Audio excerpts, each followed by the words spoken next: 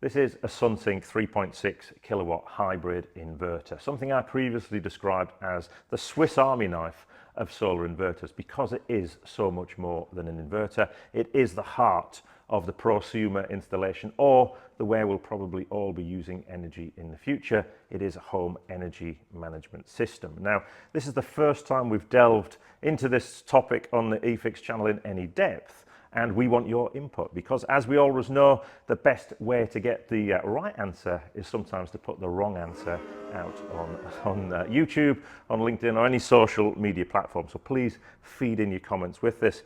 We've done quite an amount of extensive research. We've bought all the books. We've bought all the expensive manuals, obviously cross-referenced them back to the regulations, the manufacturer's instructions, the code of practice, all those expensive books that you'll probably need to get if you want to be in this market. So at our expense, hopefully you can get some learning. So in this video, we're going to step through the various system components we have here, starting with this SunSynk inverter. Now, this unit is referred to as a hybrid inverter, which is different to that traditional solar inverter that has one job: to take the energy generated by solar panels and convert that back into AC, and either you use it in the property or export it back to the grid. A hybrid inverter, you can add a battery to it. So that excess energy can be diverted to the battery, and then you can either choose to use that when you're back at home and your power consumption's higher, or even export it to the grid. But it also has another function. So ignore the solar panels for a while. You could just have this as a battery itself and buy in cheap energy at the off-peak times. And as we know, tariffs are all variable now. Charge the battery and then use that energy when grid energy is expensive, so during peak hours. So imagine you're buying in energy for a few pence during the evening or when it's very windy, and then reusing that energy instead of buying in expensive energy that can be 40, 50 pence a kilowatt hour depending on tariffs. And this box manages that process. That's not something you have to worry about. You can set it up when to import or export energy, or when to take solar energy from your panels. Now, at first it seems like there's enormous amounts of cables and connections underneath these inverters, but they are really quite simple. But if you've looked at those examples on Instagram that are highly polished, all of this is covered up, so you can't really see what's going on. Or perhaps it should be covered up depending on where it's installed. I wouldn't suggest you want this in your hallway making your house look like a factory. So we're going to step through exactly the power flow, starting with this end here. So we've got an isolator back to our main supply, and next to that, a meter that's required as part of the standards often to fit this, that measures the import or the export from the system setup. Of course, we're always, if we're importing through this meter, it means we're bringing in power from the grid to charge the battery, and if we're exporting, we're either taking power back out of that battery, either to use in the home or sell back to the grid, and of course, obviously exporting excess solar power when we need to use it without charging the battery. So lots of different modes of operation. From there, we'll also see this little thin wire here. Again, we've deliberately left out. This goes to a current transformer, and we'll look at that a little bit later. That's back at our meter end. And then, so that's into there. And then from here, there's two wires here that come down from the solar panels. So these are high voltage DC. Again, there's a lot of regulations about how you should run those and label them. So you've got some labels on there. This goes through an isolator here. So this is a special DC isolator. So although it looks similar to the AC isolator, it has got characteristics to deal with DC. So higher voltage, and in this system, the maximum limit is 450 volts DC, and DC current tends to be more difficult to interrupt. So that's been specially constructed to deal with that. You can buy isolators with a black front, doesn't necessarily mean it's a DC isolator. Interesting question on DC isolators.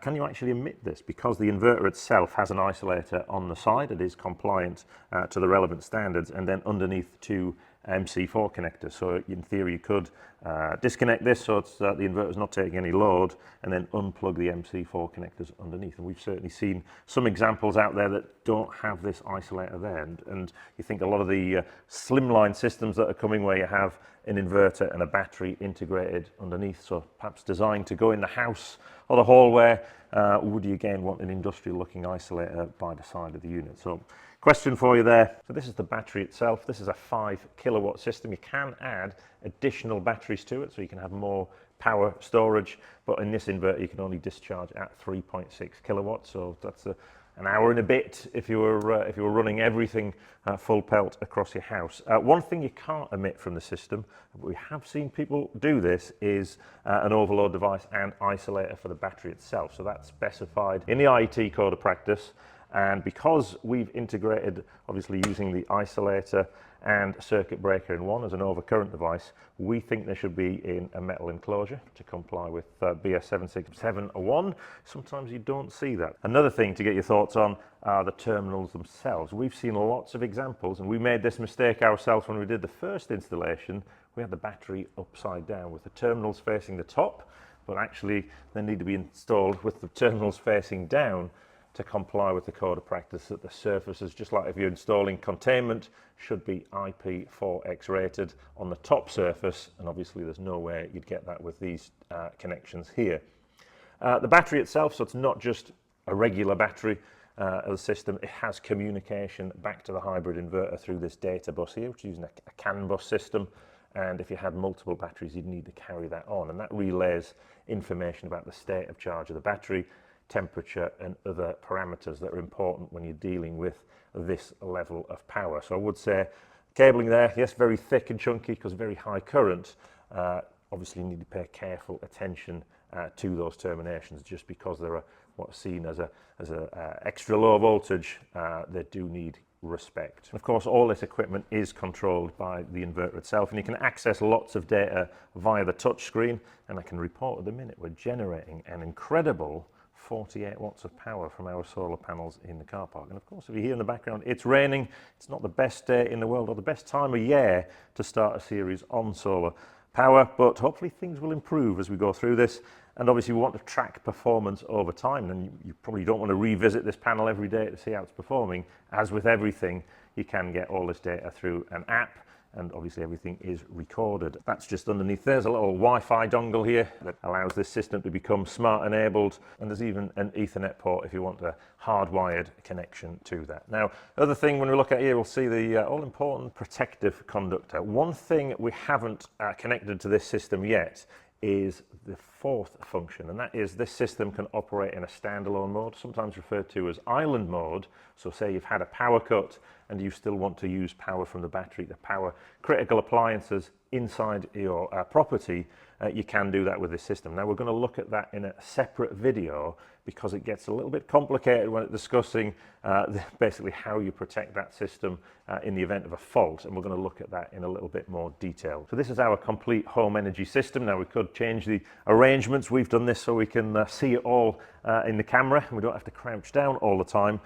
There's one system component missing to make this work, and that's the current transformer that's at the end of this wire. One of the challenges of installing a home energy system like the one we have here is you need to have a current transformer around the incoming supply at the property, so you can tell how much energy is being used by the home itself, and then obviously you can make a decision whether to import or export energy. So this current transformer clips around the tail, so where we've got a single phase setup, although we've connected it to our three-phase supply, so it probably looks a little bit more complicated than it would do in the average home.